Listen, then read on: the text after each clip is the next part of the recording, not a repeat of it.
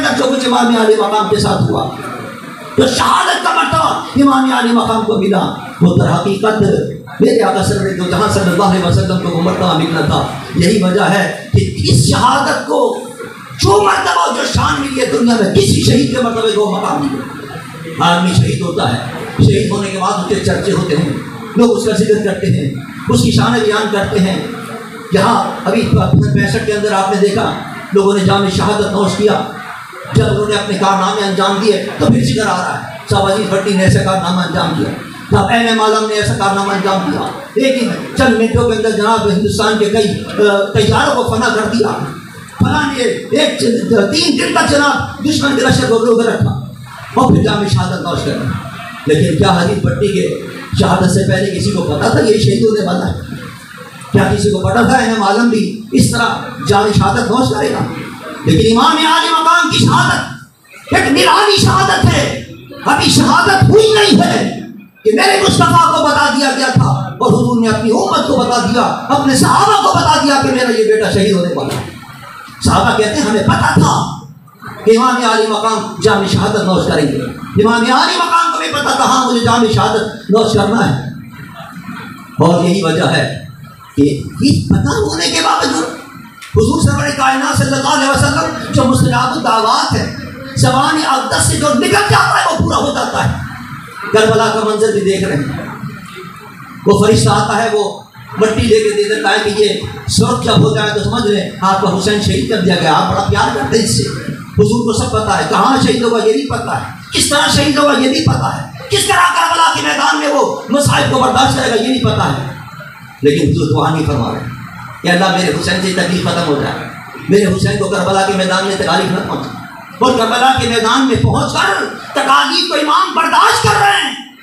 ورنہ امام عالی مقام اگر ایک دعا فرما دیتے تو فرات اپنا رخ توڑ کر امام عالی مقام کے قدموں میں آ جاتی، لیکن نہیں، امام عالی مقام رضی اللہ تعالیٰ عنہ صبر کر رہے ہیں، برداشت کر رہے ہیں، مسائل کو برداشت کر رہے ہیں، مشکلات کو برداشت کر رہے ہیں، اپنے تمام اہل بیت کو قربان کر رہے ہیں۔ کیوں؟ اس لیے کہ ان کو پتا تھا یہ شہادت کوئی معمولی شہادت نہیں ہے، یہ میرے نانا جان کی شہادت ہے، جس شان کے وہ ہیں شہادت بھی اسی شان کی ہونی چاہیے۔ لہذا شہادت بھی اس شان کی ہوئی ہے کہ جو قرآن پاک کے اندر مسائل کی جتنی اقسام بیان کی گئی ہیں، فَلَنَبْلُوَنَّكُمْ بِشَيْءٍ مِّنَ الْخَوْفِ وَالْجُوعِ وَنَقْصٍ مِّنَ الْأَمْوَالِ وَالْأَنفُسِ وَالثَّمَرَاتِ، وہ تمام کے تمام مسائل کربلا کے میدان میں موجود تھے۔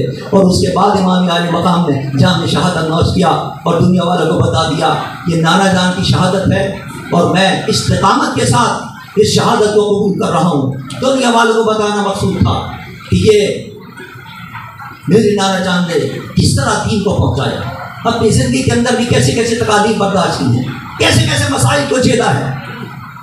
آج میں بھی ان کے نقش قدم پر چلتا ہوا یہ کربلا کے میدان میں دین کے لیے، اسلام کے لیے یہ مسائل جھیل رہا ہوں، مشکلات برداشت کر رہا ہوں۔